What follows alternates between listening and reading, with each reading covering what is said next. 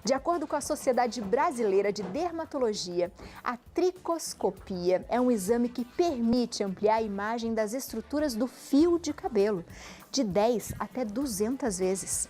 Para falar sobre os benefícios desse exame e as suas recomendações, a gente recebe aqui na nossa casa o biomédico e tricologista Dr. João Gabriel Fernandes. Seja bem-vindo, doutor! Gratidão, Abi. Boa tarde. Fico muito feliz de estar aqui novamente. Eu também. Da outra vez a gente falou assim, vamos trazer para o pessoal em casa ver, e não é que você trouxe? Eu trouxe. Que chique! E, inclusive, boa tarde a todos que estão em casa aqui conosco, que toda vez pós-programa, sempre recebo várias mensagens muito carinhosas que o pessoal tem gostado bastante lá no Instagram. Que demais, doutor! E fico feliz de acabar apresentando para as pessoas, porque tem muita gente que não sabe nem que existe esse tipo de análise. Exatamente, doutor. Explica pra gente o que é a tricoscopia.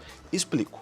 Só voltando um pouquinho, muitas pessoas elas sempre perguntam, que já foram em diversos especialistas, ginecologista, já foi muitas vezes no endócrino, em vários profissionais, para poder tentar descobrir a causa da perda de cabelo ou do afinamento de cabelo. Em todos os exames que fazem, nunca descobrem a causa. Por quê?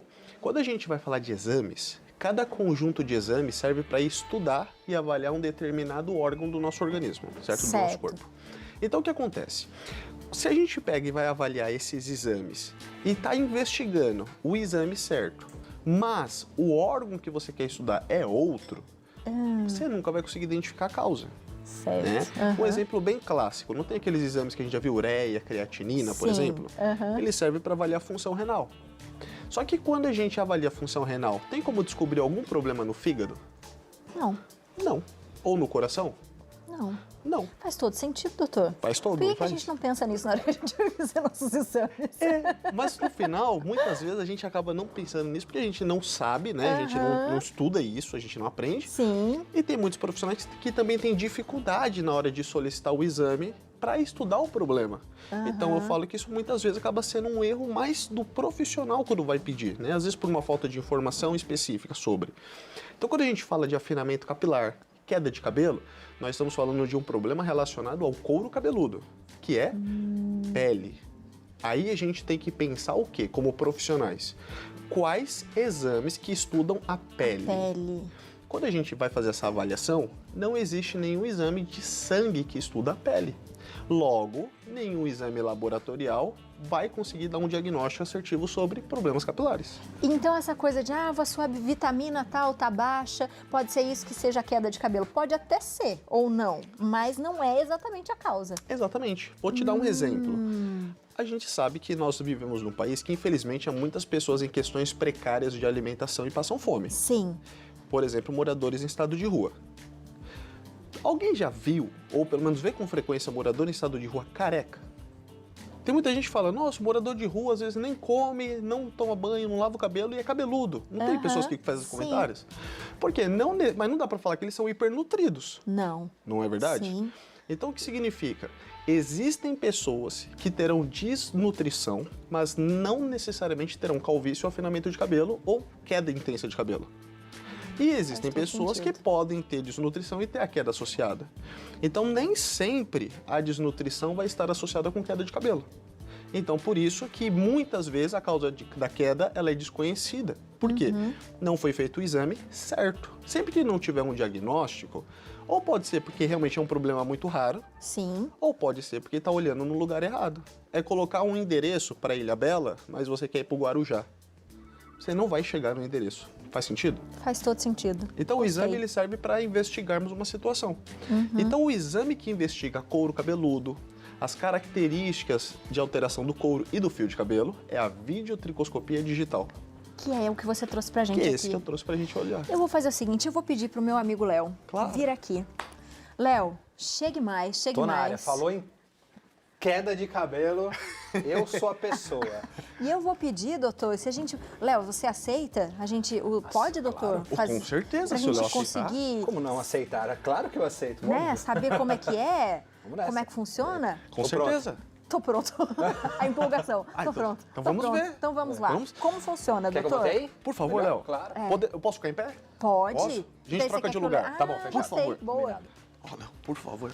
E muito prazer, Léo. O prazer todo meu, que isso? Passar por um Uma avaliação dessa? Ao vivo. Ao vivo. ainda. Quando a gente fala, por exemplo, de problemas capilares, principalmente a calvície, porque a calvície, hoje, ela afeta quase 7 a cada 10 homens. Então, eu falo que nós temos que estudar os homens que não ficam calvos, porque a maioria de nós temos tendência a isso. E nas mulheres, isso chega a quase 50%. Nossa, é Das bastante, né? É bastante. Então, no geral, todos nós temos uma certa tendência para ficarmos calvos. Mas não significa que temos que aceitar. A gente consegue corrigir essa situação. E ele é um problema hereditário também, doutor? Ele é genético. Genético. Só que a hereditariedade, se a gente for ver, se 7 a cada 10 homens têm esse problema, então é muito comum que na mesma família a gente vá ter. Se tem na mesma família alguém que tem esse problema, é muito comum que outras também terão, tá? Porque a tendência vai ser um pouco maior. Mas não necessariamente ter histórico familiar vai, digamos, te condenar a ter esse tipo de problema. Eu pergunto isso porque meu pai, por exemplo, ele não é careca, ele tem uma testa grande. Começa aqui a testa dele. Desse jeito, então... Ele é um piadonista. Mas muito interessante essa sua observação. Aí a gente tem que pensar o seguinte, qual é o gene relacionado à calvície? É o gene ligado ao cromossomo X. Então nós, como cromossomos sexuais, temos o X e o Y, sendo as mulheres XX e o homem XY. Como o homem é XY, automaticamente a gente recebe qual do pai? O Y. Então o X é da mãe. Ou seja, se o pai do homem é calvo, não tem nem como a gente associar a hereditariedade, porque o gene não veio nem do pai, ele veio da mãe. Interessante. Faz sentido? Todo. Então, ou seja, nós temos Doutor, algumas... tá dando uma aula. Pois é, eu tô adorando aqui, gente. Já tô aqui, ó. Nossa, a minha cabeça tá Daqui a pouco funcionando eu vou pedir um aqui. cafezinho pra tomar, que eu tô muito adorando. bom. Vamos, eu aceito um também. Tô adorando. Então, quando a gente fala de calvície, então, por exemplo, a maioria dos estudos que falam sobre polimorfismo, que é essa alteração genética, de como a calvície se comporta, as principais causas e alterações que ocorrem na calvície, se a gente for falar os melhores estudos mesmo, eles existem há 3, 4 anos. Mas a calvície já é alvo de estudo e de incômodo há milênios. Pelo menos há 4.000 anos de história escrita, já é relatos na Grécia Antiga de problemas de calvície. Hipócrates já estudava calvície, né? E quando a gente fala, por exemplo, há 2.000 anos, Cleópatra já tinha problemas de calvície e fazia tratamentos de calvície. Quando fizeram a autópsia do sarcófago dela, da múmia dela, descobriram que ela também era calva. Júlio César tinha calvície. Então, historicamente, sempre incomodou, né? Só que faz pouquíssimo tempo que a gente tem tecnologia médica e biomédica suficiente para estudarmos quais são as causas. Então, para a gente determinar hereditariedade genética, a gente ainda tem muito ainda o que avançar para ter certeza quais são as causas. Mas hoje o quebra-cabeça já faz mais sentido. Por isso que os tratamentos hoje são mais eficazes. Mais eficazes. Vamos lá. Muito legal. Embora. Aí quando a gente vai estudar, uma coisa que é importante. O Léo já deve ter percebido que a calvície ela vai começar aumentando a testa, já fazendo essa orelhinha do Mickey, né? E aqui na coroinha na parte de trás. Ah, não é um roda-moinho isso aí, não? É um roda-moinho? É bem grande, né? Ele é bem grande. Então normalmente ele é menorzinho e vai ampliando. Só que já percebeu que nenhum homem fica careca nas laterais e atrás? É verdade. Ou é só de um ou só de outro, geralmente. Exatamente. Então, normalmente, perde em cima, mas aqui as costeletas e a parte de trás da cabeça, ela sempre vai manter o cabelo. Por quê? O receptor, que a gente chama de receptor de testosterona, que chama 5-alfa-redutase, nós não temos nessas áreas em grande quantidade. Nós só temos em cima. Por isso que afina em cima. Então, o que nós vamos fazer? Para o pessoal de casa ver as diferenças de um couro saudável e de um couro normal, a gente vai começar olhando essa região do Léo, a parte de trás, para ver como que é a parte normal e como é a parte alterada, tá bom? Tá. Ó. Tô adorando. Ó, então vamos lá. Então aqui, ó, dá pra gente ver aqui pelo monitor. Léo, se você quiser olhar pro lado esquerdo e ver como que tá o seu cabelo, ó. Branco. Branco. Bem branco.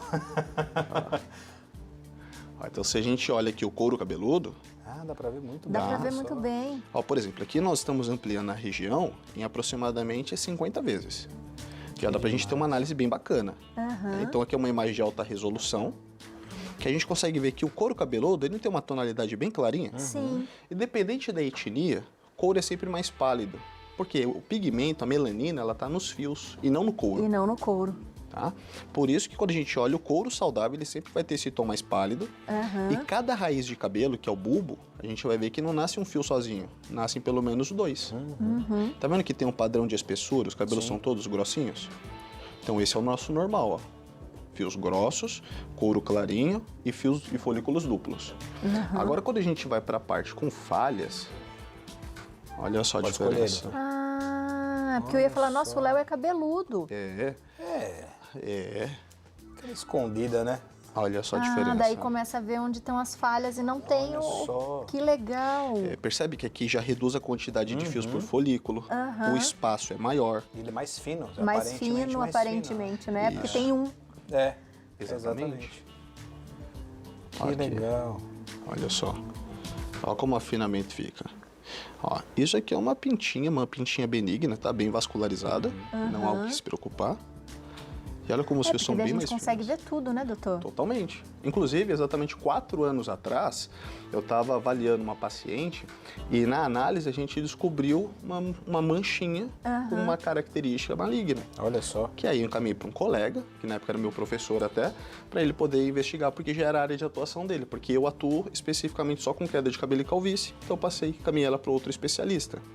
Olha como é bem fininho o cabelo. Tá vendo que é bem diferente da região de trás? Olha. Interessante, doutor. Olha como é diferente.